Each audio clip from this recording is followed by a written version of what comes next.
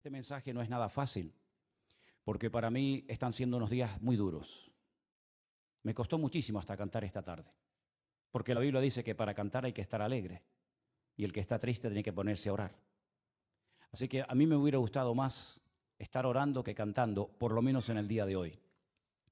Porque como bien saben ustedes, y como me han dicho muchos amigos míos en Israel, vives en España, pero tu corazón está aquí. Yo sé positivamente que nunca más volveré a encontrar al Israel que conocí durante más de 20 años. Las cosas van a cambiar completamente en Israel, en Oriente Medio y en el mundo entero. Porque esto no ha hecho más que empezar. Nunca más volveremos a sentir y a disfrutar como disfrutábamos caminando por las calles de Israel, aunque volveremos, si Dios, esa es su voluntad, volveremos y en cuanto se abra la frontera, el primero en coger un avión e ir para allá voy a ser yo. Pero sé positivamente que el mundo espiritual ha cambiado. ¿Saben que la palabra jamás, que tantas veces se ha oído en estos días, aparece 39 veces en la Biblia? 39 veces. La primera vez que aparece el término jamás, aparece en el libro del Génesis, cuando el Señor miró a la tierra y dijo que vio al jamás. ¿Sería aquello un acto profético? ¿Sería que el Señor miró a la tierra y dice que vio, en español dice violencia, pero dice que Él miró a la tierra y vio al jamás? Y lo va repitiendo 39 veces a lo largo de diferentes libros del Antiguo Testamento. Y dice que por ver el jamás en la tierra decidió destruirla y empezar de cero.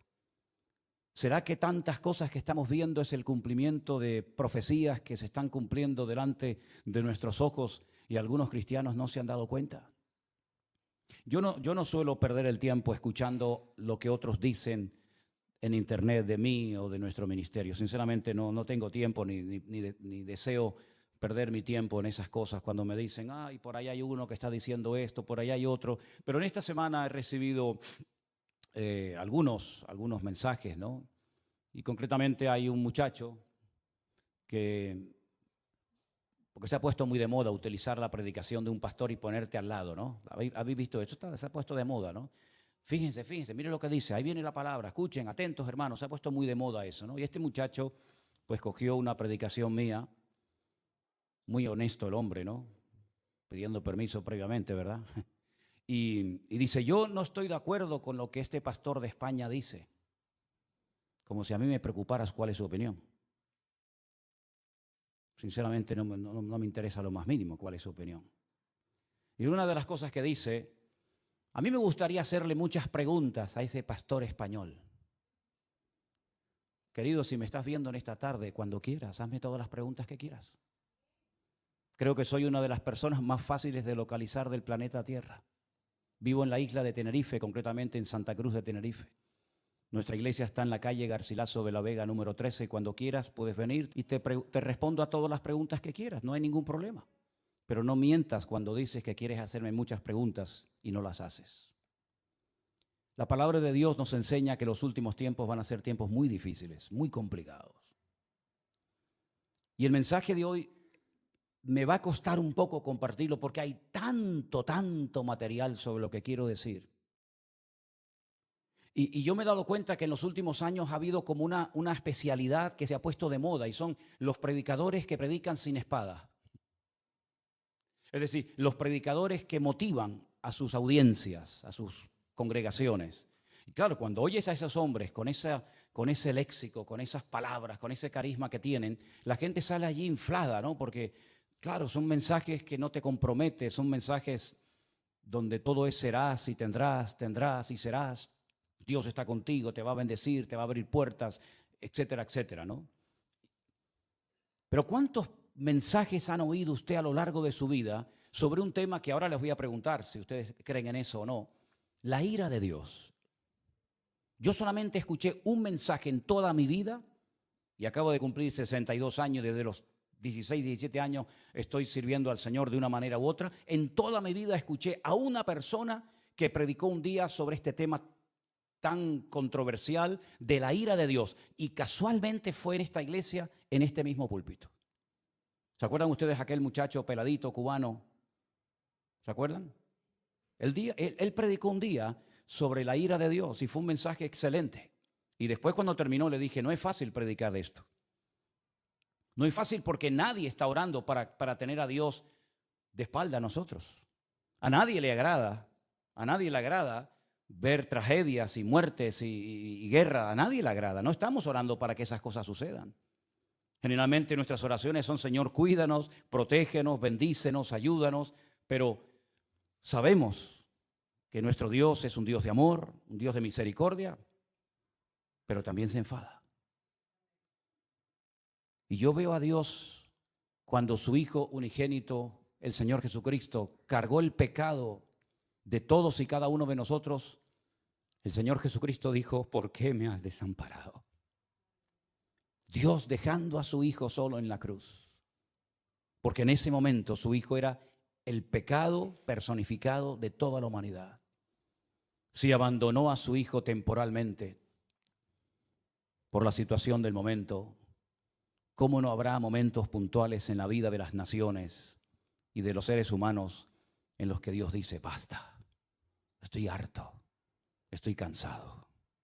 La pregunta que les quiero hacer es, ¿ustedes creen que este tema de la ira de Dios es un mito, es una fábula, es una metáfora, es algo de lo cual se habla, pero que en el fondo no es realmente así? Dios no se enfada, Dios no se enoja. Hay momentos en los que es verdad, Dios bendice, hace milagros, saca a su pueblo de la esclavitud, les da el maná, los protege de los enemigos, pero también hay un montón de versículos, cientos, miles de textos, donde Dios dijo, cuando claméis no os voy a oír, porque cuando yo llamé no me respondisteis, y estoy harto de vuestros holocaustos y de vuestras ofrendas y de vuestras fiestas solemnes. Y por cuanto llamé y no quisisteis, vuestra casa quedará desierta. Y si te parece poco, hay un libro que contiene unas palabras que son impresionantes, son tremendamente impactantes, durísimas. Permítame que se las lea. Ahora les digo dónde voy a estar leyendo. Acuérdate, oh Señor, de lo que nos ha sucedido. Mira y mira nuestro oprobio. Y mira nuestra herencia, cómo ha sido traspasada a extraños. Nuestra piel se ha ennegrecido como un horno a causa del hambre. Han violado a nuestras mujeres, a nuestras vírgenes las han violado y han colgado a nuestros príncipes y no respetaron a los ancianos. Se han llevado a los jóvenes y los muchachos han desfallecido. Los jóvenes dejaron de cantar. Cesó el gozo en nuestro corazón. Nuestra danza se ha convertido en luto. Cayó la corona de nuestras cabezas. Ay de nosotros, Señor, porque pecamos. Por esto se entenebrecieron nuestros ojos. Mas tú, Señor, permaneces para siempre y tu trono de generación en generación. No estoy leyendo un poema, estoy leyendo la Biblia en el capítulo 5 del libro de Lamentaciones. Es tremendo, ¿verdad? Es tremendo cuando Dios dice, basta, hasta aquí hemos llegado, se acabó. Es tremendo cuando Dios le dice a su pueblo, no voy a oír vuestras oraciones, no voy a estar presente en vuestras fiestas solemnes, no voy a oír. El cielo lo haré de bronce y vuestras oraciones no pasarán del techo. Es tremendo, ¿verdad? Cuando Dios ha permitido cosas tremendas en la historia que han afectado a millones de personas, como por ejemplo el diluvio. ¿Cuántas miles de personas habrán muerto en el diluvio, hermanos? Bueno, nadie lo puede saber con exactitud, pero yo creo que murieron miles de personas en el diluvio. Algunos dirán, bueno, millones. Bueno, está bien, millones. ¿Y quién mandó el diluvio, hermanos? ¿Quién mandó el diluvio? ¿Quién le dijo a Noé, prepárate porque yo voy a mandar un diluvio a la tierra? ¿Quién fue el que destruyó las ciudades de Sodoma y de Gomorra? Si no fue tu Dios, ¿quién fue entonces? A mí me hace gracia cuando hay gente que dice, es que el Dios del Antiguo Testamento es completamente diferente al Dios del Nuevo Testamento. Y eso es muy peligroso hablar así, porque estás hablando como que hay dos dioses, uno malo y uno bueno. Uno que está siempre enfadado y enojado y otro como que es benevolente, como Papá Noel o como San Nicolás, como lo llaman en otros países, ¿verdad? Que nos concede todo y no importa lo que hagamos. Pero esa no es la enseñanza bíblica. La enseñanza bíblica es que hay un solo Dios. Y el del antiguo es el del nuevo, y el del nuevo es el del antiguo, y no hay otro Dios. Lo que pasa es que hay momentos en los que Dios actúa con infinita misericordia y nos sorprende, y a pesar de nuestras rebeliones y desobediencias nos cuida y nos bendice, pero dice, y lo he leído varias veces en esta semana, no lo hago por ustedes, que os quede claro, no lo hago por vosotros, sino para que mi nombre no siga siendo pisoteado y blasfemado entre vosotros. ¿Me da cuenta? ¿Y quién permitió la destrucción del primer templo de Jerusalén? ¿No fue Dios? ¿Quién le dio autoridad a Nabucodonosor para que quemara el templo y se llevara los tesoros a Babilonia y rompiera la ciudad de Jerusalén y durante 70 años no pudieran volver a su tierra? ¿Quién fue? ¿No fue Dios? ¿Y quién fue el que permitió la destrucción del segundo templo de Jerusalén, donde se cree que murieron 1 millón de judíos en la destrucción de la ciudad de Jerusalén? Y todas las matanzas y todas las guerras y todos los ríos y ríos de sangre que se podía haber evitado a lo largo de la historia. ¿Y quién fue el que permitió la Shoah? La Segunda Guerra Mundial. ¿Quién permitió todo aquello? Claro, hay predicadores que se han especializado en mensajes que motivan a la gente, ¿no? En mensajes de aliento, de ánimo. Hay tantos profetas y tantos pseudoapóstoles que cuando uno habla de la ira de Dios, del enojo, del enfado de Dios, como que se les mueve el piso porque dicen, no, yo no estoy de acuerdo con eso. Vuelvo a repetirle, yo no estoy en este lugar para que ustedes me aplaudan o me sigan o me admiren. Yo no estoy en este lugar para tener cada vez más audiencia y que la gente diga en los comentarios, estoy de acuerdo con usted, pastor, estoy de acuerdo. Y aunque estuvierais en contra, me da exactamente igual porque voy a seguir predicando lo que Dios dice en su palabra, independientemente de la reacción de la gente. En esta semana me han llamado miembro de Hamas, me han llamado nazi. En esta semana me han llamado de todo, porque no están de acuerdo con el mensaje sobre todo que di el domingo pasado y con la reflexión que di esta semana sobre estos acontecimientos. Pero yo quiero que una vez más vayamos a la palabra de Dios para que veamos que a veces la historia se vuelve a repetir. Claro, son otras personas, son otros nombres, otros momentos de la historia, pero se vuelven a repetir los mismos errores, pecados y defectos que otros cometieron. Vamos a comenzar a leer en Segunda de Crónicas, el capítulo 14. Y vamos a ver cómo Dios aguanta y soporta y tiene infinita misericordia, pero hay momentos en los que Dios tiene que hablar y actuar e intervenir en la historia. En el capítulo 14 de Segunda de Crónicas se relata la historia de un rey del sur de Judá llamado Asa. Era el hijo de un rey llamado Abías. Este rey, dice en Segunda de Crónicas capítulo 14, versículo 1, después Abías durmió con sus padres y fue sepultado en la ciudad de David. Y reinó en su lugar su hijo Asa, en cuyos días tuvo sosiego el país por 10 años. Si parece ser que durante 10 años estuvieron tranquilos, no pasó nada. Hizo Asa lo bueno y lo recto ante los ojos del Señor su Dios, porque quitó los altares de culto extraño y los lugares altos, quebró las imágenes y destruyó los símbolos de Acera. Y mandó a Judá que buscase al Señor, el Dios de sus padres, y pusiese por obra la ley y sus mandamientos. Quitó asimismo de todas las ciudades de Judá los lugares altos y las imágenes, y estuvo el reino en paz bajo su reinado. Edificó ciudades fortificadas en Judá, por cuanto había paz en la tierra y no había guerra contra él en aquellos tiempos, porque el Señor le había dado paz.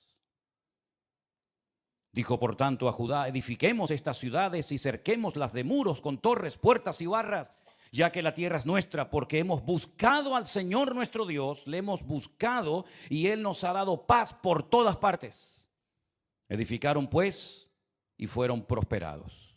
Si se terminara la historia de Asa con este versículo, podríamos decir que Asa fue un buen rey, porque dice la Biblia que hizo lo bueno ante los ojos de Dios. Pero ¿dónde se prueba la fe verdadera de un creyente? en la paz, en la calma, en la quietud, en la prosperidad. No, ahí todo, mientras todo va bien, todo el mundo funciona y todo el mundo está contento. Dice que él era bueno delante de Dios y comenzó a hacer una serie de reformas y comenzó a fortificar ciudades y comenzó a hacer obras muy interesantes, muy buenas, necesarias también, pero porque había paz, no había guerra en el país. Pero llegó el momento que las cosas cambiaron. Y tuvo también Asa ejército con escudos y lanzas. Tuvo de Judá 300,000. Es curioso, ¿no? El mismo número de reservistas que Israel ha movilizado en estos días, 300,000. Y de Benjamín 280,000, es decir, tenía 580,000 soldados entre su tribu y la tribu de Benjamín, que traían escudo y entensaban arcos, todos hombres diestros. Versículo 9. Salió contra ellos Zera, etíope, con un ejército de 1,000,000 de hombres. 1,000,000 de hombres. Y además tenían 300 carros y vino hasta Maresa. Entonces salió Asa contra él, ordenaron la batalla en el valle de Cefata junto a Maresa, y clamó Asa al Señor su Dios y dijo, escuchen la oración: oh Señor, para ti no hay diferencia alguna en dar ayuda al poderoso o al que no tiene fuerzas. Ayúdanos, Señor Dios nuestro, porque en ti, ¿qué dice?, nos apoyamos, y en tu nombre venimos contra este ejército. Casi igual que las palabras que David pronunció cuando fue a pelear contra el gigante Goliat. Tú vienes contra mí con espada y jabalina, mas yo voy contra ti en el nombre de mi Dios. Ahora Asa casi dice lo mismo. Ayúdanos, porque en tu nombre venimos contra este ejército. Oh Dios, tú eres nuestro Dios. Que no prevalezca el hombre contra nosotros. ¿Qué pasó? Que el Señor, Jehová, deshizo a los etíopes delante de Asa y delante de Judá, y huyeron los etíopes, que eran 1,000,000 de hombres armados hasta los dientes, y además 300 carros de combate. Era humanamente imposible hacer frente y vencer a este poderosísimo enemigo, porque la desproporción era enorme. Tenían 580,000 hombres, pero el enemigo viene contra ti con 1,000,000 de soldados y no vas a poder hacer frente a esta guerra. ¿Qué fue lo que hizo Asa? Orar. Señor, ayúdanos. Nos apoyamos solamente en ti. Dios le respondió, ¿sí o no? ¿Vio una contundente victoria? ¿Sí o no? ¿Fue el enemigo derrotado? ¿Sí o no?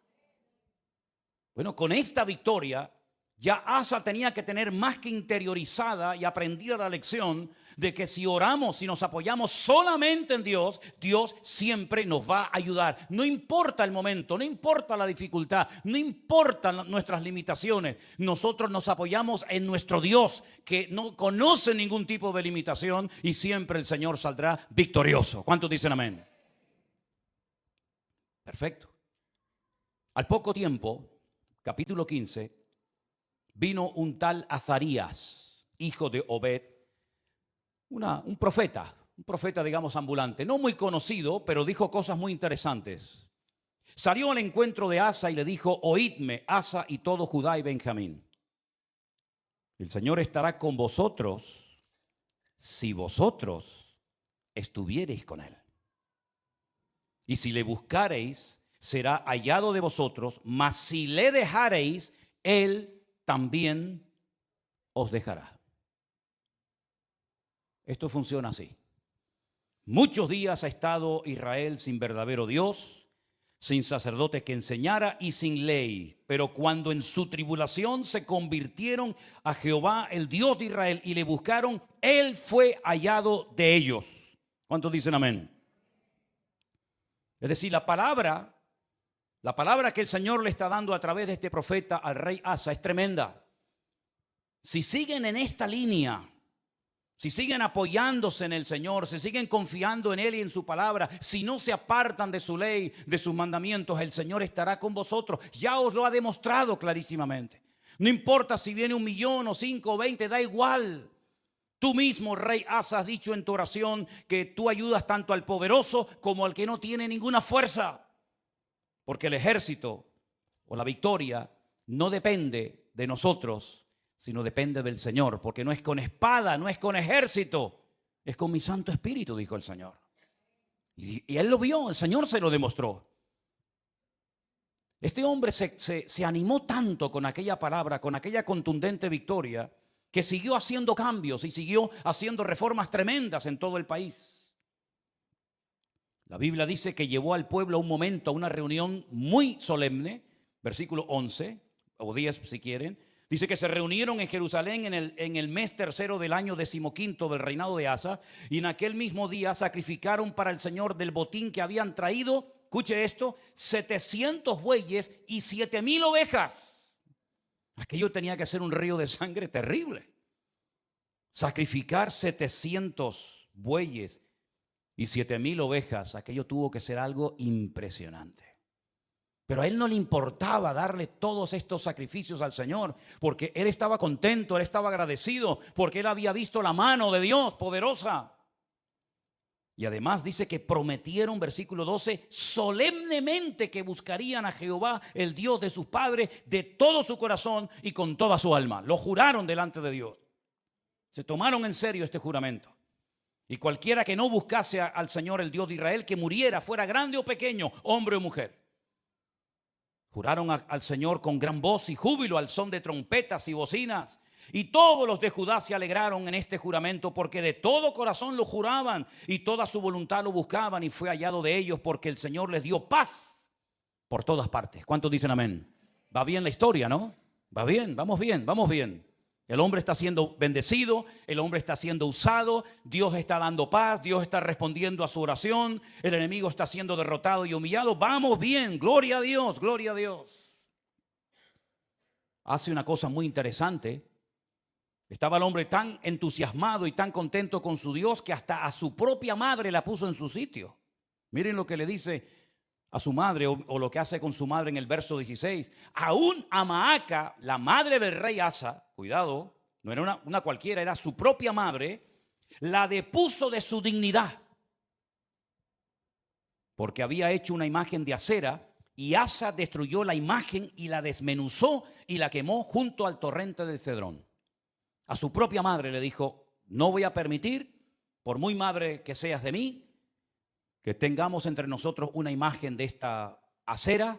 La destruyó, la desmenuzó y le prendió fuego en el torrente de Cedrón. Ese torrente, ese barranco que hay entre el monte Moriah del templo y el monte de los olivos. Le prendió fuego. Y en el versículo 18 dice que trajo a la casa de Dios, al templo, todo lo que su padre había dedicado y lo que él había consagrado. Y dice: plata, oros, utensilios. Llevó un montón de cosas. La generosidad brotó en su corazón. Y dijo: voy a llevar a la casa de Dios, al templo, oro y plata y utensilios de todo tipo. Tremendo. Si terminara, repito, la historia del rey Asa con este capítulo, podríamos marcharnos a casa diciendo: gloria a Dios, por fin nos encontramos un buen rey. Porque lamentablemente no todos fueron buenos, hubieron algunos que fueron terribles. Pero este por lo menos fue bueno. Pero es que la historia continúa. La historia nos lleva al capítulo 16, donde dice que en el año 36 de su reinado, tuvo mucho tiempo como rey, subió Baasa, el rey de Israel, el que estaba en el norte. Ya el país se había dividido. Recuerden esto, hermanos. Estaba Judá al sur con la tribu de Benjamín, y las 10 tribus al norte adoptaron el nombre de Israel.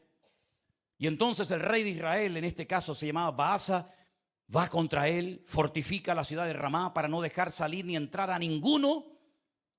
¿Y qué es lo que hace Asa? Se supone que tenía que hacer exactamente lo mismo que ya había hecho y que le había dado tan buenos resultados, ¿sí o no? Orar, clamar al Señor, apoyarse en el Señor y poner en práctica el juramento que habían hecho. Nos apoyaremos en ti, confiaremos en ti. Lamentablemente no hizo eso, no lo hizo. ¿Qué es lo que hace? Sacó Asa la plata y el oro de los tesoros de la casa de Dios. Es decir, ayer los entregué al Señor, hoy los vuelvo a tomar. Ayer los consagro para uso exclusivo del templo, y ahora tomo todo eso que no es mío. Son parte de los tesoros de la casa de Dios, y lo que hace es que se los envió a un tal Ben-Hadad. rey de Siria, que estaba en Damasco. ¿Y este qué pinta aquí? ¿Quién es este rey de Siria, este tal Ben-Hadad? ¿Qué pinta este hombre en todo esto? Bueno, le dijo: hay alianza entre tú y yo como la hubo entre tu padre y mi padre.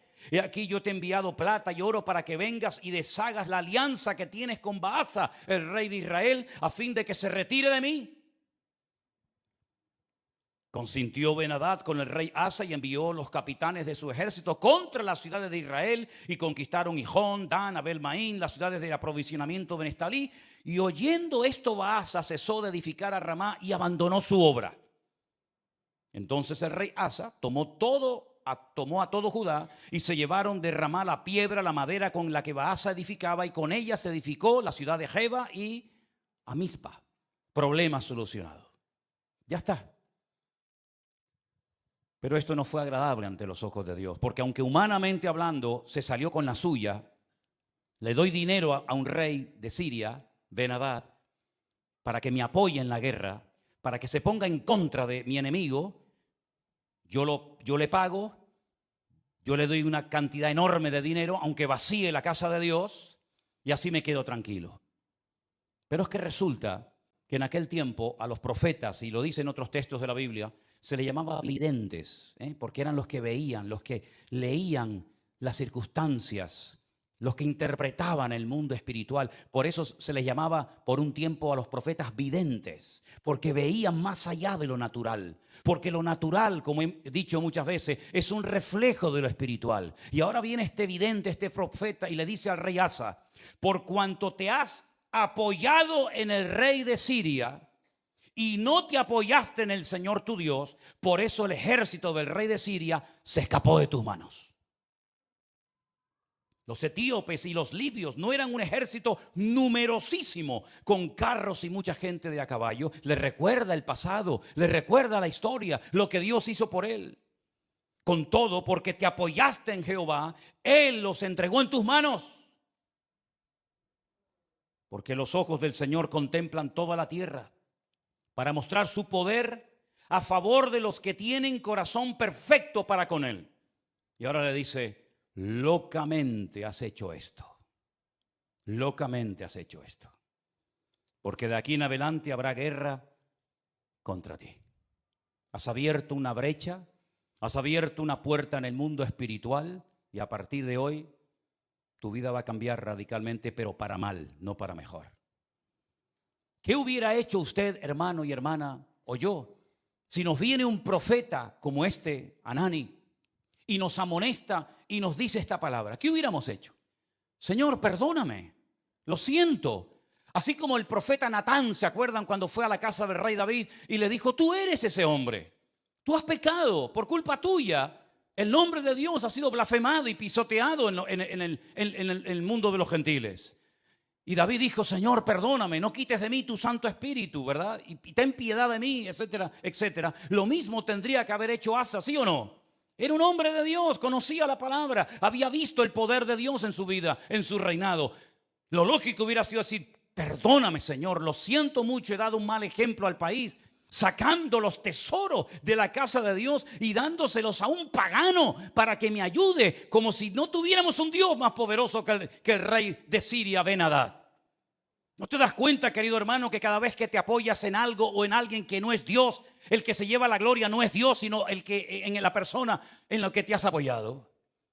Locamente has actuado. Tú, un hombre de Dios, no tiene que actuar de esta manera. Un pueblo que conoce a su Dios no puede caer en estos errores. ¿Qué dije el domingo pasado? Hay cosas que se hacen en este país o en el tuyo o en muchas naciones de la tierra que no es que estén bien, pero bueno, digamos que no afectan tanto al mundo espiritual. Pero Israel no puede permitirse ser como los demás. Israel no puede imitar a los demás perdiendo su identidad, apoyándose en lo que nunca tenían que haberse apoyado y olvidándose de su Dios. Porque Israel no es un país cualquiera. Israel tiene que ser un punto de referencia para todo el mundo. Tiene que ser una luz entre las naciones, que ese fue el propósito por el cual, o uno de los propósitos por el cual Dios los llamó. Así que has actuado locamente porque tú tenías que haberte apoyado en el Dios Todopoderoso que te ha demostrado que es un Dios poderoso y que no importa si vienen 1.000.000 o 20 contra ti, el Señor te va a librar. Y como hemos cantado esta tarde, y espero que no solamente haya sido una canción, sino algo que tenemos claro en nuestra vida: por un camino vendrán y por 7 huirán. Y él sabía ese versículo que hemos cantado en esta tarde. Pero ¿qué pasó? Versículo 10. Se enojó Asa contra el vidente. Se enfadó contra el profeta. Lo mete en la cárcel porque se encolerizó grandemente a causa de esto. No le hizo gracia la palabra del profeta Hanani. No le gustó. Oprimió Asa en aquel tiempo a algunos del pueblo. Mas he aquí los hechos de Asa, primeros y postreros, están escritos en el libro de los reyes de Judá y de Israel. Ahora escucha bien. En el año 39, pocos años después de su reinado, este rey enfermó gravemente de los pies. Y en su enfermedad, ¿a quién buscó? A los médicos. Como diciendo, ni en mi enfermedad me voy a humillar delante de Dios. No está mal ir a los médicos, ni mucho menos. El Señor dice en su palabra: yo envío sanidad y medicina a mi pueblo. Pero la actitud de Asa es de soberbio, es de arrogante, es decir, estoy enfermo, si clamara al Señor, Dios me podría sanar, pero no lo voy a hacer, porque no quiero saber nada de ese Dios. Y dice que en su enfermedad buscó a los médicos en vez de a Dios. Al final, murió en el año 41 de su reinado. Lo sepultaron en los sepulcros que él había hecho para sí en la ciudad de David. Lo sepultaron en un ataúd y le llenaron de perfumes y de diversas especies aromáticas preparadas por expertos perfumistas e hicieron un gran fuego en su honor. Perfumes para el muerto. Y ahí se acaba la vida y el reinado de Asa. ¿Qué les parece? ¿Qué les parece? Bueno, esto al fin y al cabo es una historia del pasado, de la cual podemos extraer ciertas y determinadas aplicaciones y lecciones para nuestra vida. Pero ¿saben qué? El hombre no aprende. El hombre no aprende. Sigue cometiendo los mismos errores, los mismos pecados, y en vez de apoyarse solamente en Dios, que los ha librado tantas veces de ser destruidos y tragados por sus enemigos, vuelven a apoyarse en ejércitos extranjeros, en la ayuda de hombres, en vez de apoyarse única y exclusivamente en su Dios. Hemos leído en esta tarde, espero que hayan prestado atención: el Señor es mi luz y mi salvación. No temeré lo que me pueda hacer el hombre. Ellos tienen una palabra que dice: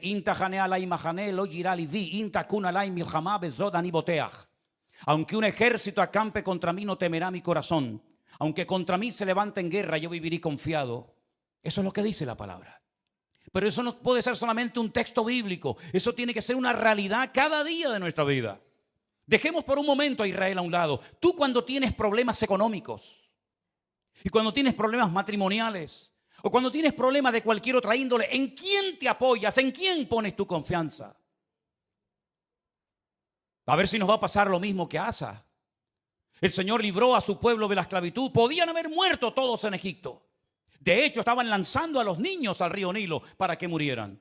Podían haber muerto en el cautiverio en Babilonia. De hecho, dice que algunos de ellos los lanzaban a hornos de fuego y a otros los lanzaban a fosos llenos de leones. Podían haber muerto en la Edad Media, cuando la corona española junto con la Inquisición comenzó a matar gente por todas partes de España, incluido también a ellos. Podían haber desaparecido en la Segunda Guerra Mundial. Podían haber perecido en cualquier otro momento de la historia, pero Dios siempre ha tenido misericordia de ese pueblo. Cuando estaban con la soga hasta el cuello, en su angustia invocaban a Dios y Dios les respondía. Y han demostrado a lo largo de la historia que no importa si son poquitos o muchos, la mano del Señor siempre ha estado con ellos. En 1967, 5 naciones tremendamente poderosas con un odio tremendo contra ellos. Porque no solamente sus enemigos se conforman con echarlos al mar, como decían los jordanos en su momento, con echarlos al agua, sino con arrasarlos, que no haya ni un solo judío en toda la faz de la tierra, nunca más. Ya lo intentaron los griegos, lo intentaron los romanos, ya lo intentó mucha gente. Y en aquellos días, una semana de guerra para vencer a 5 naciones, a 5 potencias militares en 7 días. Y al séptimo reposaron. Fue más que suficiente para demostrar al mundo que el Dios de Israel es el Dios todopoderoso. Porque ahora no hacen lo mismo. Porque no claman a Dios. Uno tiene que tener una lectura diferente a lo que dicen los medios de comunicación, la prensa, la radio, la televisión, porque si no caemos en el mismo error de los demás. Hablamos como los demás, opinamos como los demás. ¿Qué es lo que está pasando allí ahora mismo? ¿Qué es lo que está sucediendo espiritualmente hablando? Que de eso no te va a hablar nadie. Te va a decir que se quedaron dormidos, te va a decir que se despistaron, te va a decir que estaban de relajo, de fiesta, te van a decir 20,000 cosas, que falló el Moshá, que falló el Chimbet, que falló todo. Pero ¿quién va a dar una lectura espiritual de toda esta cuestión? Nuestra fuente de información no es internet. Nuestra fuente de información no son los periodistas. Nuestra fuente de información es la Biblia, es la palabra de Dios. ¿Cuántos dicen amén? Vamos a ir a la Biblia a ver qué es lo que nos dice, porque hemos visto que cuando una persona se apoya en Dios, no importa si viene 1,000,000 de soldados contra ti, tú lo puedes vencer. No importa si es un gigante enorme, profesional de la guerra, se le puede vencer. No importa si la ciudad tiene doble muralla, se le puede derrotar. Pero también la palabra de Dios nos habla muy claramente que a veces hay ciertas y determinadas circunstancias que frenan la bendición de Dios. En Isaías, capítulo 24, miren qué texto tan impresionante.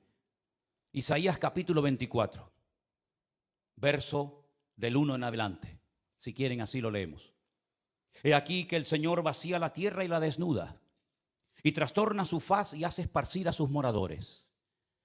Sucederá así como al pueblo, también al sacerdote, como al siervo, así a su amo, como a la criada, a su ama, como al que compra, al que vende.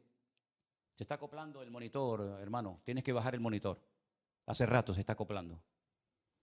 Al que presta, al que toma prestado, como al que da logro, así al que lo recibe. La tierra será enteramente vaciada y completamente saqueada, porque el Señor ha pronunciado esta palabra.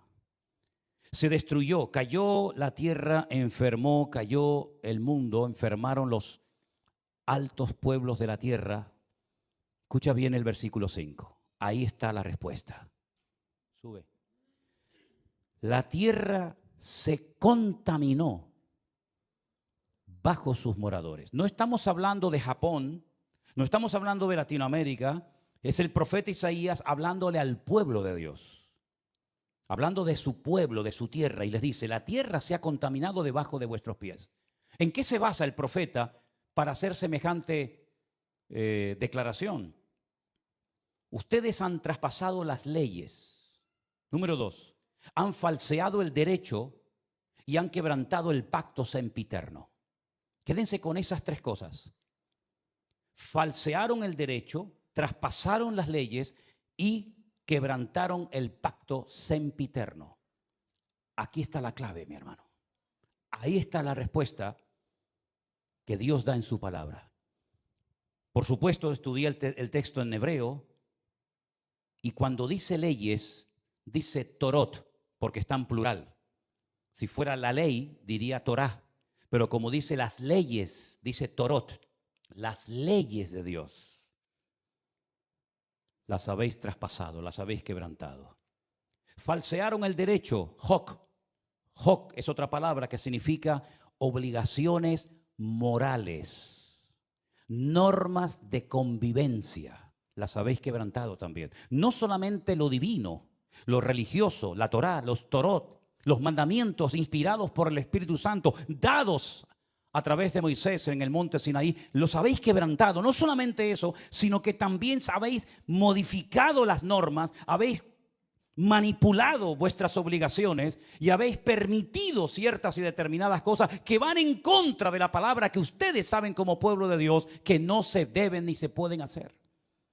Y además de todo eso, lo que ha sucedido es que el pacto sempiterno Fíjate qué palabra tan interesante. Una cosa es eterno, otra cosa es sempiterno. Parece lo mismo, pero no es igual. Nuestro Dios no es sempiterno, nuestro Dios es eterno, porque no tiene principio ni tiene fin. Pero el pacto que Dios hizo con el pueblo de Israel tiene principio y no tiene fin. Por eso se llama un pacto sempieterno. No es un sinónimo, sino es una connotación diferente.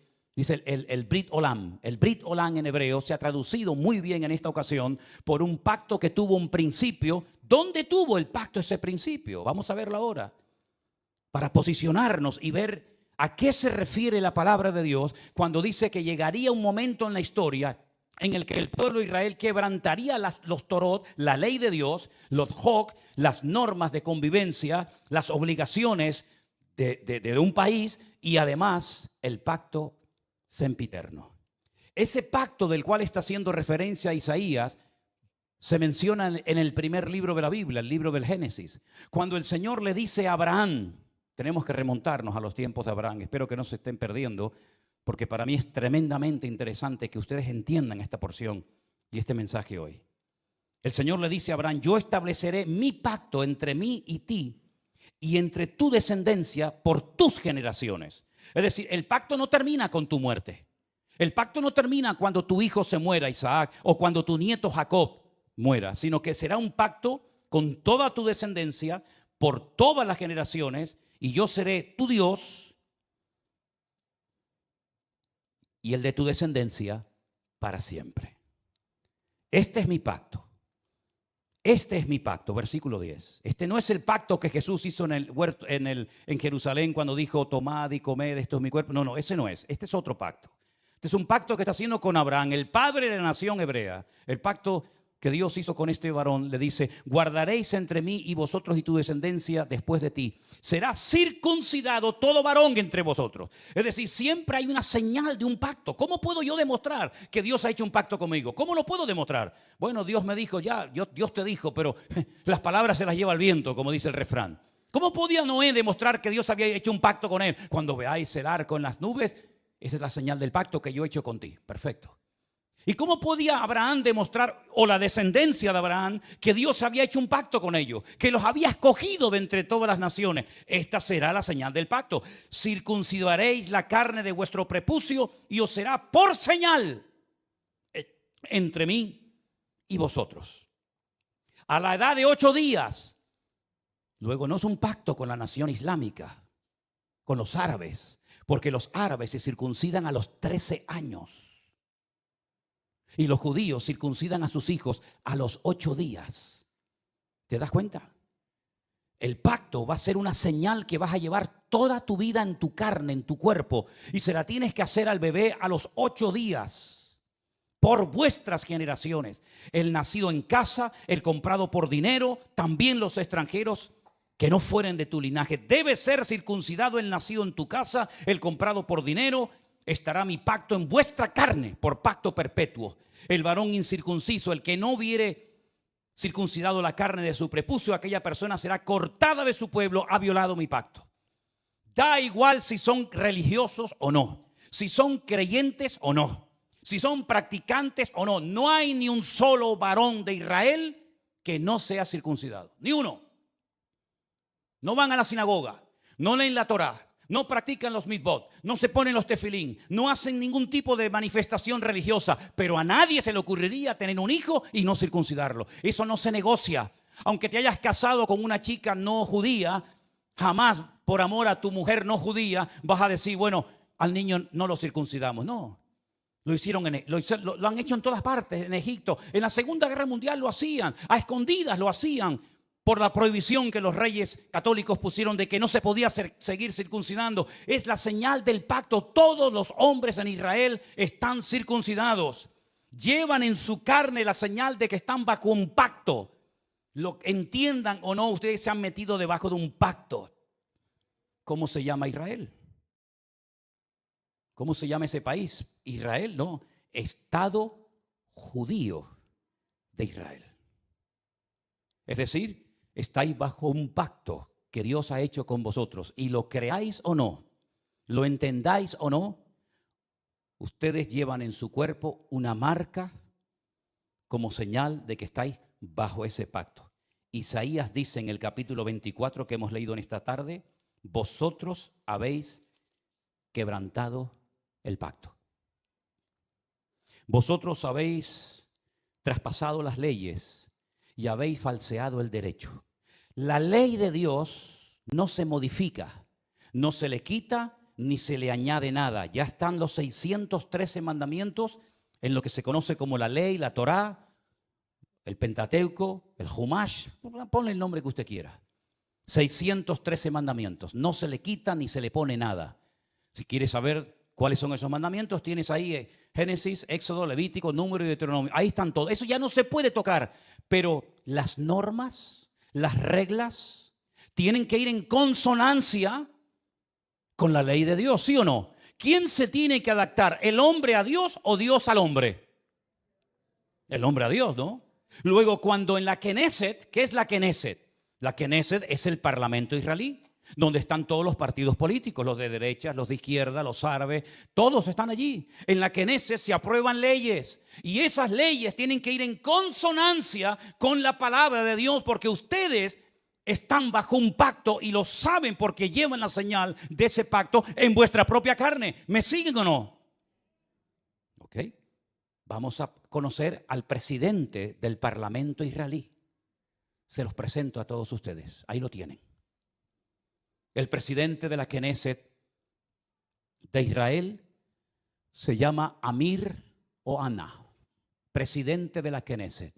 Presidente del parlamento israelí. Judío, circuncidado. Faltaría más. Veamos lo que nos dice la Wikipedia en su vida personal. El señor Amir Ohana y su pareja Alon Haddad formaron una familia homoparental con un hijo y una hija que concibieron a través de la subrogación gestacional de una mujer de Oregón, Estados Unidos. Sin comentarios. Gracias. Presidente del Parlamento israelí. Vosotros habéis traspasado mis leyes, habéis pervertido el derecho y habéis quebrantado mi pacto. Alguien dijo, no es una frase mía, cuando nos distanciamos de Dios y de su palabra, ponemos nuestra vida en peligro. ¿No les parece a ustedes? Pero la palabra de Dios dice, sin santidad nadie verá al Señor. Llámese Israel, llámese sudamericano, llámese latino, llámese como se llama. Sin santidad nadie verá al Señor. No es un título, una nacionalidad, un pasaporte lo que nos salva, sino el apoyarnos única y exclusivamente en Dios y en su palabra. Pero ahora resulta que ya están tranquilos porque el tío Sam les ha dicho, yo estoy con ustedes. Antes se llamaba Ben Haddad, ¿se acuerdan? Ben Haddad. Ahora se llama señor Biden. Pero qué lástima que no haya un Ananí en Israel hoy por hoy. Porque si Juan el Bautista levantara la cabeza y entrara al parlamento israelí, bueno, ya entró en su época, ¿no? Cuando aquel rey llamado Herodes, ¿se acuerdan? ¿Se acuerdan el rey Herodes? Aquel títere, aquel monigote que ni era rey ni nada, pero lo habían nombrado los romanos. Le habían dicho, tú vas a ser el rey de Israel. Qué valientes fueron los magos de Oriente, ¿se acuerdan? Cuando vienen seguramente en un viaje de días, de semanas o tal vez de meses y llegaron a Belén, al Herodión, donde vivía el rey Herodes y le dijeron, venimos a adorar al rey de los judíos porque su estrella hemos visto en el oriente. Y Herodes habrá dicho, ¿el rey de los judíos soy yo? No, tú eres un estrellado. Nosotros venimos a ver a aquel que es digno de recibir toda honra y toda gloria. Y dice que cuando llegaron, se postraron y lo adoraron, ofreciendo sus tesoros de oro, incienso y mirra. A ese rey perverso y terrible llamado Herodes, llegó un día Juan el Bautista, que algunos habrán dicho, cállate la boca, no digas nada. Te la está jugando. Y le dijo, no te es lícito haberle robado la mujer a tu hermano y llevártela a tu cama y acostarte con ella. No te es lícito, adúltero. ¿Qué le costó a Juan el Bautista esa declaración? La cabeza. El rey Herodes quiere hablar contigo. Jesús dijo, decidle a esa zorra. Y me dicen a mí que yo soy duro hablando. Decidle a esa zorra. Y no fue a verlo. Y no fue a verlo. Y cuando aquel soberbio, arrogante romano le dice, ¿no me hablas? Llevo una hora interrogándote, te puedo librar de la mano de tus verdugos y no me contestas. No sabe que tengo autoridad para librarte. Y es entonces cuando el Señor dice, tú no tendrías nada que hacer contra mí si mi Padre no te lo permite. Aquí no se mueve ni una sola hoja de un árbol sin permiso de nuestro Dios. Y no hay nada que ocurra en las naciones de la tierra, y menos en esa tierra santa para Dios, donde Él es el dueño de la tierra, que no lo permita el Señor. ¿Se dan cuenta cómo tenemos que clamar por misericordia más que nunca, mis queridos hermanos? Con semejantes personajes, con semejante panorama, que Dios tenga misericordia de nosotros. Miren esta fotografía, miren esta fotografía. Estamos en la ciudad de Tel Aviv. Un montón de gente. Sería muy bueno que la ampliaras. Sí, yo sé que se va a perder mucho de lo que dice, pero ahí hay una reunión de oración. Fueron a orar. Y judíos, por temor a que en otras naciones no les dejaran en público hacer una reunión de oración, viajaron expresamente en esos días de Yom Kippur a Israel, porque todos los años se hace en una plaza pública en Israel, se hace un acto de oración, de perdón. Y entonces estos judíos, algunos mayores, otros jóvenes, familias enteras, viajaron a Israel para poder participar en público en las calles de la ciudad de Tel Aviv de una reunión de oración. Y mire lo que dice en la parte de abajo. Las personas que se mudaron a Israel sintieron miedo en el único lugar donde no esperaban sentirse amenazados por su judaísmo. ¿Quién impidió esa reunión de oración? ¿Jamás? ¿Hezbollah? Los de la banderita de colores. Y toda la tropa que les acompaña. Interrumpieron una reunión de oración. ¿A quién molestaban? ¿A quién le podía hacer daño que un montón de gente allí oraran a Dios, pidiendo por la nación? ¿Qué problema, qué daño puede hacer eso?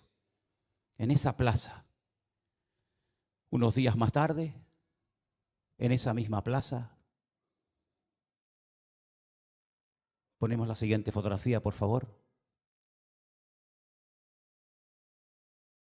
La gente se reúne y enciende velas para recordar a las víctimas de Israel.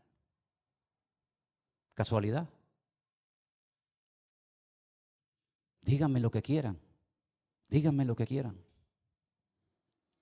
Pero en esa plaza, una semana atrás, los echaron prácticamente a patadas para que no oraran por Israel. Y una semana más tarde, en esa misma plaza, tuvieron que ir a poner velas a recordar lamentablemente, en ese acto de salvajismo terrible que hemos visto, a las víctimas que murieron. ¿Qué les parece, hermanos? ¿Qué les parece? Empecé este mensaje haciéndoles una pregunta. ¿Ustedes creen en la ira de Dios? ¿Ustedes creen que Dios se enfada, que podemos hacer lo que nos da la gana y no pasa nada? Sigan jugando con Dios, sigan. Tarde o temprano te darás cuenta que con Dios no se puede jugar. Es mejor decir no soy nada a decir soy judío, soy cristiano, soy evangélico, soy creyente y vivir peor que la gente del mundo. Yo decía hasta hace unos días, ya no lo voy a volver a decir más porque sería un insulto, ¿no? Yo decía que esta gente que entró hizo esas cosas terribles que no tienen ni nombre, y lógicamente no vamos a poner ninguna escena de esas, se portaron como animales. Y me equivoqué. Los animales no se comportan así. Alguien dijo recientemente, si los seres humanos todos tuviéramos corazón de perro, no habría guerras en el mundo. Porque dicho sea de paso, la palabra perro en hebreo es kolev. ¿Qué lev? Kol, lev. Todo corazón. Kol, todo, lev, corazón. El perro se llama en hebreo todo corazón. ¿Cuánto echo de menos a mi perro? ¿Cuánto echo de menos a Trotsky? ¿Cuánto lo echo de menos? Los viajes que he hecho con él, los días que he viajado solo por ahí, durmiendo en cantidad de lugares y siempre a mi lado, siempre ahí, ¿verdad? Ustedes saben que era mi sombra. Cuando vivíamos enfrente de la iglesia, saltaba el muro, aunque tenía ya las patitas con problema y con dolor, saltaba y se metía aquí en la iglesia y aquí se quedaba quietito, ¿verdad? Si fuéramos todos los seres humanos con corazón de perro, no veríamos estas cosas terribles que hemos visto.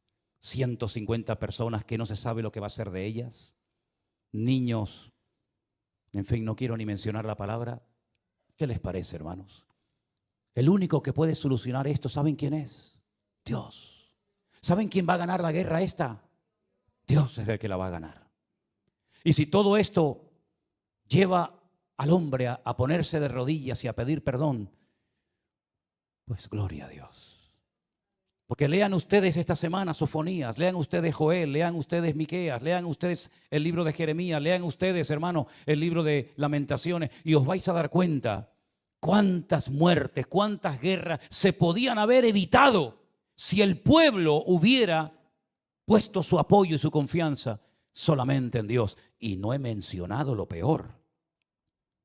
Lo voy a mencionar así de pasadas, pero no nos olvidemos que un papa pidió perdón, ya tarde, pero bueno, por lo menos pidió perdón por la Inquisición. Un rey español pidió perdón por haber expulsado al pueblo de Israel de España, robándoles todas sus posesiones y mandándolos con lo opuesto. Alemania pidió perdón hace años por lo que había hecho y mira qué país tan bendecido y tan próspero es Alemania. Pero el pueblo de Israel, que yo sepa, pueblo que amo, y si pudiera ir allí ahora mismo iría, nunca pidió perdón por haber matado a mi amado Señor San Jesucristo. Nunca lo hizo. Es más, su nombre es blasfemado cada día. Entonces, queridos hermanos, ¿tiene o no tiene Dios misericordia de nosotros y de su pueblo Israel? Por lo tanto, mis queridos hermanos, o espabilamos y doblamos nuestras cabezas, o los próximos seremos nosotros. ¿Se acuerdan lo que me dijo aquel rabino en aquel muro aquel día? Ahora es Ucrania, pasado mañana será Israel, después seréis vosotros. ¿A dónde van a ir esos miles y miles de refugiados? Jordania no ha abierto sus fronteras diciéndole, vengan, vengan, tenemos un país enorme, grandísimo, de miles y miles de kilómetros. Vengan aquí. Al fin y al cabo, los palestinos, ¿de dónde eran? Eran jordanos. Los viejos que viven en Israel, ¿qué pañuelos se ponen en la cabeza? ¿Con qué se ponen en la cabeza? ¿De qué color es? ¿De qué color es? ¿Blanco y negro? No. Blanco y rojo. El pañuelo de Jordania. Miren la bandera de Jordania, miren la bandera palestina. Son iguales, simplemente que han puesto ahí una estrella. Pero Jordania no ha dicho, vengan para acá, les recibimos. Arabia Saudita no los ha invitado a venir. Los iraníes, que tanto los aman y los apoyan. Qatar, país rico, no ha invitado a ninguno de ellos. Todos los quieren, pero lejos. ¿A dónde van a venir todas esas personas? ¿A dónde vinieron los sirios cuando fue la guerra en Siria? ¿A dónde fueron los libios? ¿A dónde van a ir? A Europa. Aquí tienen pagas, aquí tienen comida, aquí tienen todo lo que sus hermanos árabes jamás les van a dar. Así es que he dicho muchas veces, lo mejor está por venir. Pero bíblicamente, para ciertos sectores de la tierra, lo peor está por venir. Porque si les interesa el tema, lean esta semana detenidamente capítulo 38 y 39 de Ezequiel. Ahí te dice quién va a atacar y cuándo lo va a hacer. Y no son estos, Hay un dato tremendamente significativo. Esta guerra va a terminar, por supuesto que sí. Y todo volverá supuestamente a la normalidad. Volverán a estar tranquilos porque ya se han quitado un enemigo de encima. Lean Ezequiel 38 y 39 y te dice cuándo va a atacar el de arriba. El de arriba. ¿Quién es el de arriba? El del norte. El oso. Te dice cuándo van a hacerlo y cómo va a morir y el tiempo que tardarán enterrando muertos. Es impresionante. Es que la Biblia es el periódico de mañana. Por eso hay que leerla y escudriñar las Escrituras. Así que Dios tenga misericordia de nuestras vidas. Amén, hermanos. La pregunta es, y termino, ¿cómo es posible que este pueblo tan inteligente, de tantos premios Nobeles, no se dé cuenta de todo lo que está sucediendo? Bueno, la palabra de Dios nos enseña que están ciegos. Están ciegos. Lamentablemente la ceguera de Israel es tan tremenda, que por inspiración del Espíritu Santo, un profeta dijo de ellos lo siguiente, y con esto termino. Isaías capítulo 29. Deténganse y queden maravillados. Cegaos, embriagaos, pero no de vino, y tambalead, pero no de sidra, porque el Señor derramó sobre vosotros. ¿A quién le está hablando Isaías? A Israel, no a nosotros. En ese momento Isaías le estaba predicando al pueblo de Israel y le dice: el Señor derramó sobre vosotros espíritu de sueño. Cerró los ojos de vuestros profetas. No hay profetas en Israel. No hay profetas. Ellos dicen que los únicos que pueden tener Ruach HaKodesh, es decir, al Espíritu Santo, son los profetas. Y como no hay profetas, el Espíritu Santo no está en Israel. Lo dicen ellos. Dice: cerró los ojos de vuestros profetas y puso velos sobre las cabezas de vuestros videntes. No dice Pablo que tienen un velo, que cuando leen no entienden porque tienen un velo, y hasta que no se conviertan a Cristo, el velo no les será quitado. ¿No dice eso la Biblia? Toda visión os será como palabra de libro sellado, el cual si dijeren al que sabe leer y le dijeren: lee ahora esto, él dirá: no puedo porque está sellado. Y si le dijere, si se le diere el libro al que no sabe leer, diciéndole: lee ahora esto, dice: no sé leer. Dice el Señor. Escuchen bien esto. Esto es una sentencia tremenda. Este pueblo se acerca a mí con su boca y con sus labios me honra, pero su corazón está lejos de mí. No te enfades conmigo, querido. Pelea con Isaías. Yo no escribí esto. Con su boca me honran, con sus labios, pero su corazón está lejos de mí. Porque su temor de mí no es más que un mandamiento de hombres que les ha sido enseñado. Por tanto, he aquí que nuevamente excitaré yo la admiración de este pueblo con un prodigio grande y espantoso. Perecerá la sabiduría de sus sabios, se desvanecerá la inteligencia de sus entendidos. Ay de los que se esconden de Dios, encubriendo el consejo. Sus obras están en tinieblas y dicen: ¿quién nos ve? ¿Quién nos conoce? Vuestra perversidad ciertamente será reputada como el barro del alfarero. ¿Acaso la obra dirá de su hacedor: no me hizo? ¿Dirá la vasija de aquel que le ha formado: no entendió? Hermanos queridos, necesitamos orar más que nunca para que Dios tenga misericordia de ese pueblo, de sus dirigentes, como de todos y cada uno de nosotros. Y Dios volverá, claro que sí, otra vez a tener misericordia de su pueblo. Y otra vez llenará su boca de risa. Y otra vez dirán entre las naciones: grandes cosas ha hecho el Señor con estos. Pero ya es tiempo de que despertemos y nos demos cuenta de que hay cosas que se pueden evitar en la vida si obedecemos a Dios. ¿Por qué aprender a base de lágrimas? ¿Por qué aprender a base de humillaciones? ¿Por qué aprender a base de palos? Si el Señor nos ha dejado en su palabra las instrucciones concretas y específicas para no sufrir innecesariamente, para no morir antes de tiempo, para no tener que hacer el ridículo, porque el Señor creó a ese pueblo para que fueran siempre cabeza y nunca cola, para que estuvieran siempre arriba y nunca debajo. Eso fue lo primero una de las cosas que más me impactó cuando yo fui a Israel, sobre todo al Kotel HaMaraví, al Muro de los Lamentos. Yo llegué al Muro de los Lamentos, una plaza enorme, y hay una pared, como ustedes saben, grandísima. Y allí están los judíos orando 24 horas al día, siempre orando, con sus movimientos, con su Torá, con sus salmos y con sus historias. Y cuando levantas la cabeza dice, ¿y ahí arriba? ¿Quiénes están ahí arriba orando? Esas mezquitas que están ahí arriba, aquella de Al-Aqsa, el domo de la roca donde Abraham subió a sacrificar a Isaac. ¿Quiénes están ahí arriba? No, arriba están los árabes. ¿Arriba? Sí, están arriba. ¿Y abajo? ¿No os dais cuenta que hasta en lo natural el Señor nos habla y nos dice, es que yo no diseñé a mi pueblo para que estuvieran abajo. Yo diseñé a mi pueblo para que estuvieran arriba y fueran cabeza y no cola.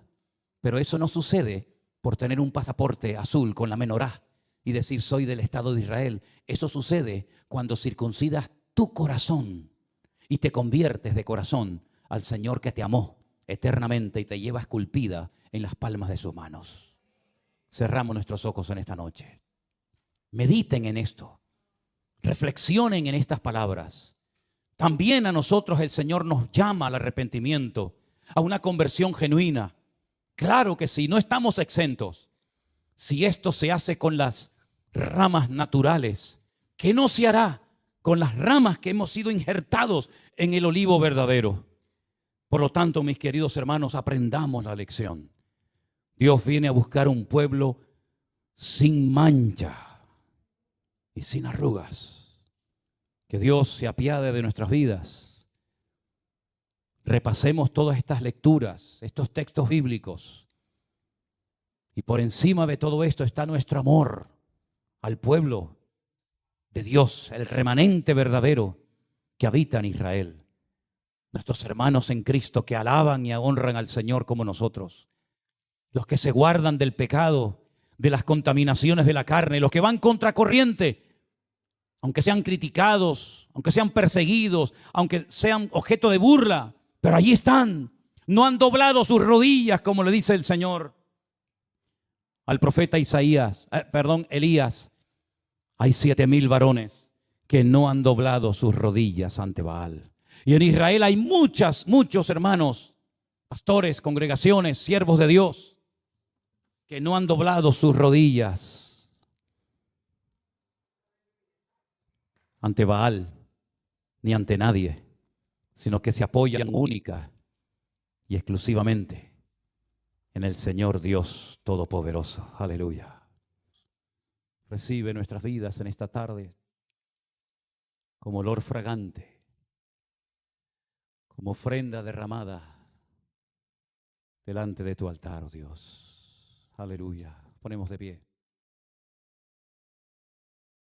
Si tú dispusieres tu corazón y extendieres a él tus manos,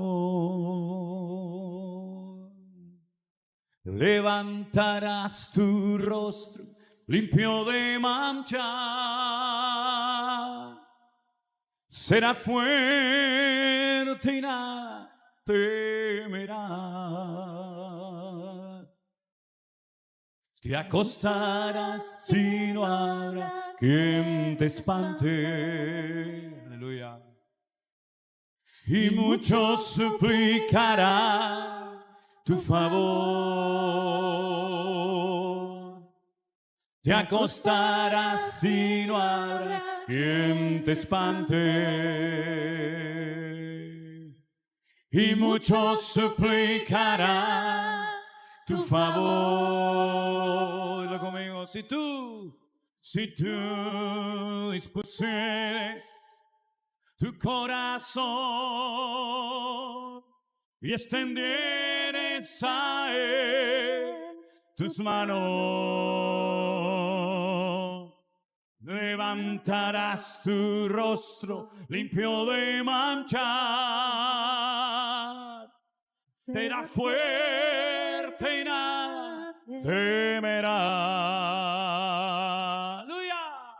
Te acostarás y no habrá quien te espante. Y muchos suplicarán tu favor. Te acostarás y no habrá quien te espante. Y muchos suplicarán tu favor. Tendrás confianza, porque hay esperanza. ¡Aleluya! Mirarás alrededor y dormirás seguro. Y aunque oscureciere, como la mañana será, la vida será más clara que el mediodía. Tendrás confianza, porque hay esperanza. Esas palmas, alabemos a Dios. Mirarás alrededor y dormirás seguro. Sí, Señor. Y aunque oscureciere, como la mañana será, la vida será más clara que el mediodía. Oh, tendrás confianza, porque hay esperanza. Mirarás alrededor y dormirás seguro. Y aunque oscureciere, como la mañana será, la vida será más clara que el mediodía. Muchos suplicarán tu favor.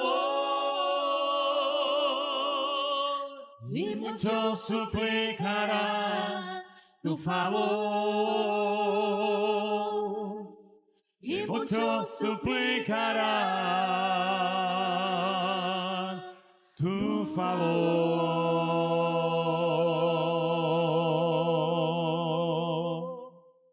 Aleluya. Oh, gracias, Jesús. Gracias, Señor Jesús. La vida de Asa terminó siendo como cualquier otro ser humano, enterrado. Y dice la Biblia que su ataúd la llenaron de especies aromáticas y de perfumes para el muerto. Una mujer hace 2000 años cogió su vaso de alabastro de perfume de nardo puro y lo derramó no sobre un muerto, lo derramó sobre los pies del Señor Jesús. Y el Señor Jesucristo dijo: en todas las naciones de la tierra se hablará, se contará lo que ella ha hecho, porque para el día de mi sepultura lo ha profetizado en esta ocasión. No inviertas tus tesoros y tus mejores perfumes en muertos. Deja que los muertos entierren a sus muertos, dijo el Señor. Y ven tú detrás de mí y predica mi palabra.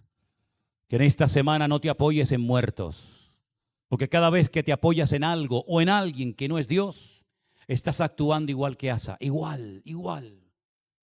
No te llamas Asa, te llamas como te llames, pero cada vez que te apoyas en algo fuera de Dios, el Señor nos susurra al oído y nos dice: locamente has actuado. ¿No me tienes a mí en tu corazón?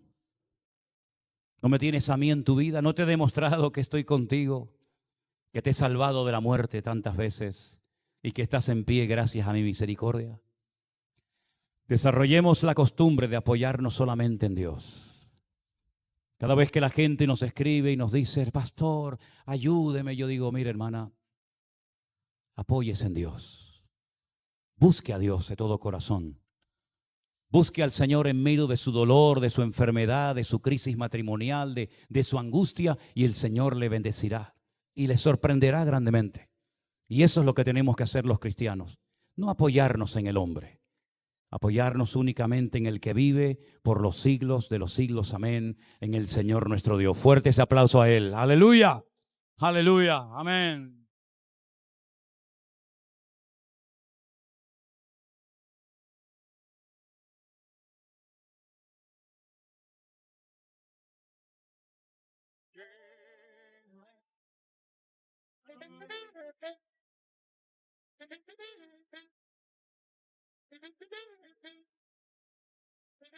Tienes roto el corazón de tanto sufrir y llorar.